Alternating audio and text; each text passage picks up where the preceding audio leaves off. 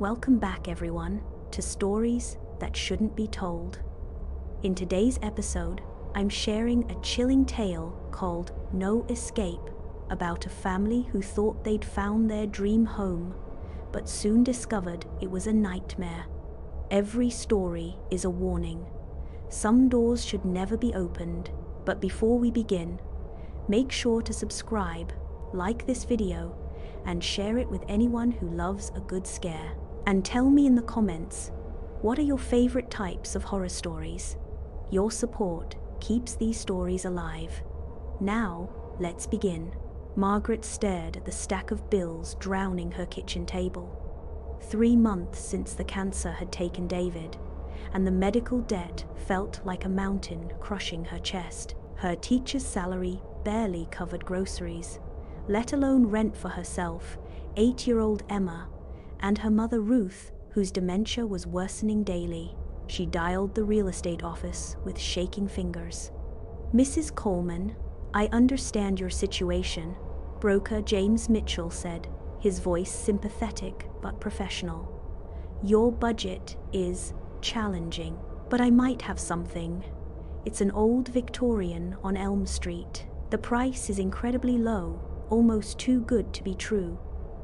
"What's the catch?" Margaret asked, hope and suspicion warring in her voice. A long pause.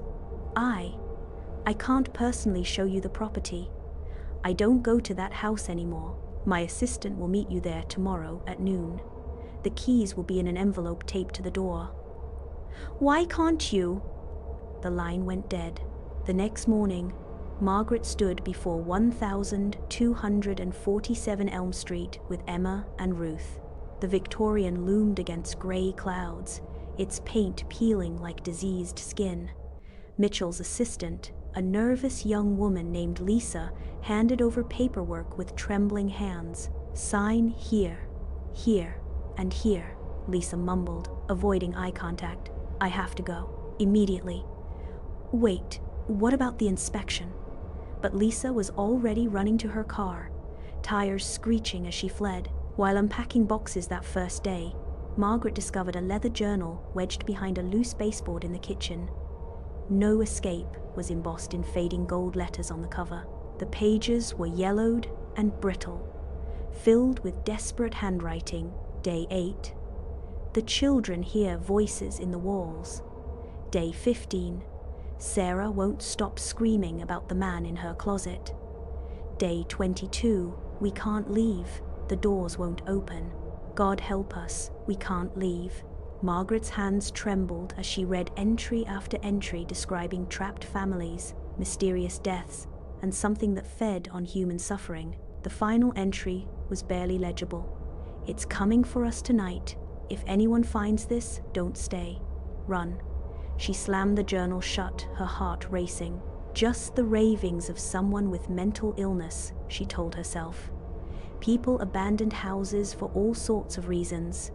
She had nowhere else to go, no other options.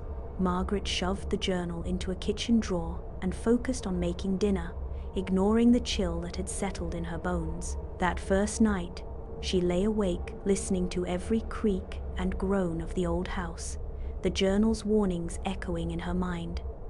But Emma slept soundly, Ruth was calm, and nothing happened. By morning, Margaret had convinced herself it was just pre-moving anxiety. The next night, everything changed. Margaret woke to the sound of her daughter sobbing. She found Emma standing in the hallway, staring at the wall.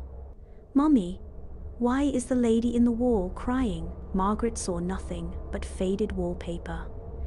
"What lady, sweetheart?" "The sad lady. She keeps saying, 'Help me,' but I can't help her." Margaret checked Emma's room thoroughly. No open windows, no hiding places. But the child's terror was real. Ruth's medication vanished that same night. Margaret found every pill arranged in perfect spirals on the basement floor, surrounding dark stains that reeked of decay. When she tried to clean them, the stains seemed to move, spreading like living things. The next night brought sounds, footsteps pacing overhead, when everyone was downstairs. Children laughing in empty rooms, doors slamming with no wind. Margaret remembered the journal's warnings, but told herself it was just an old house settling, even as her hand shook holding Emma close. Then Ruth started talking to people who weren't there. "Yes, dear, I see you," she whispered to empty corners. "You're so pale. Are you cold? Oh no, you're not breathing." Emma began drawing pictures, crayon figures, of people with hollow eyes and gaping mouths. "The children want to play," she explained matter-of-factly, "but they can't leave their rooms. They're stuck forever." The next morning, Margaret tried to leave for groceries. The front door handle turned, the deadbolt clicked, but the door wouldn't budge. Every window was sealed shut, as if welded closed. Her phone showed no signal bars. When she peered through the front window toward her car in the driveway, she gasped. The entire property was surrounded by a wall of swirling black fog that seemed to pulse with malevolent life. The fog reached impossibly high, blocking out the sky, and anything that touched it simply disappeared into the writhing darkness. "We're trapped," she whispered, the horrible truth settling in her stomach like ice. The words from the leather journal flashed through her mind, "No escape," and she realized with dawning horror that the title hadn't been a warning, but a promise. That night, the house revealed its true nature. The temperature plummeted to freezing. Emma's breath misted as she pointed at the corner of her room. "Mommy, the man with the rotting face is back. He says we're his family now." Margaret saw him then, a tall figure in a decaying suit, his face a writhing mass of maggots and exposed bone. Behind him stood others, a woman in a blood-stained dress, children with broken necks, an elderly man whose chest had been carved open. "Welcome home," the lead spirit spoke through Emma's mouth, her voice becoming deep and masculine. "You'll never be alone again." Ruth's eyes rolled back as she convulsed, speaking in voices of the dead. Sarah Mitchell died 1987, couldn't escape. Tommy Chen, age 6, starved in the basement. Margaret Holbrook, murdered 1952. They're all here, they're all waiting. The walls began bleeding thick. Black liquid spelling out names and dates of deaths spanning decades. The house groaned like a living thing, and Margaret heard the horrible truth in the scratching sounds within the walls. Dozens of families had been lured here by the impossible price, trapped and consumed. Emma's neck twisted unnaturally as she smiled with dead eyes. "Play with us forever, Mommy." The real Emma was pressed against the inside of the hallway mirror, but she wasn't alone. Dozens of trapped souls crowded behind the glass.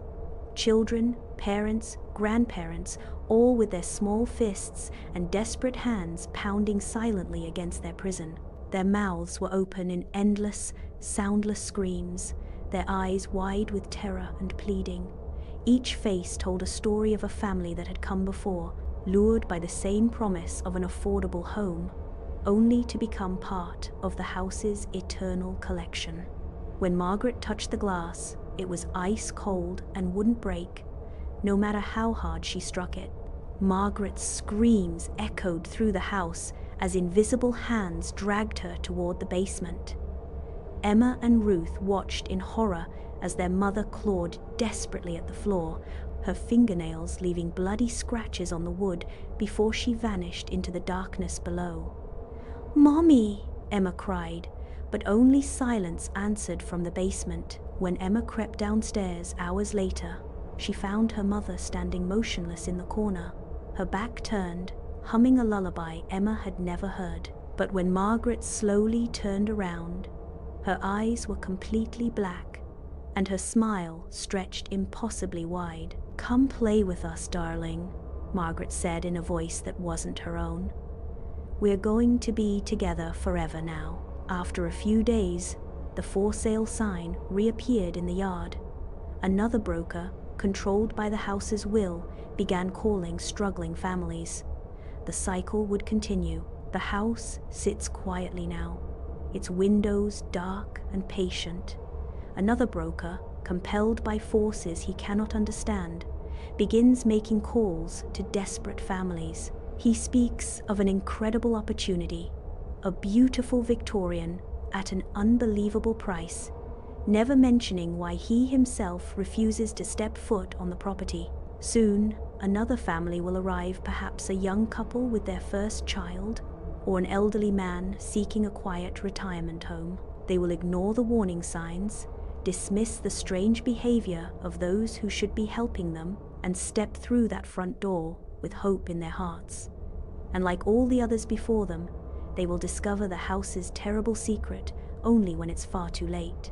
Only when they, too, have vanished without a trace, leaving behind nothing but confused neighbors and unanswered phone calls. The house waits.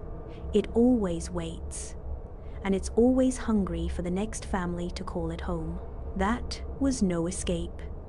A house that doesn't just trap its victims, it keeps them forever. If you enjoyed this story, don't forget to like, share, and subscribe for more tales that should never be told.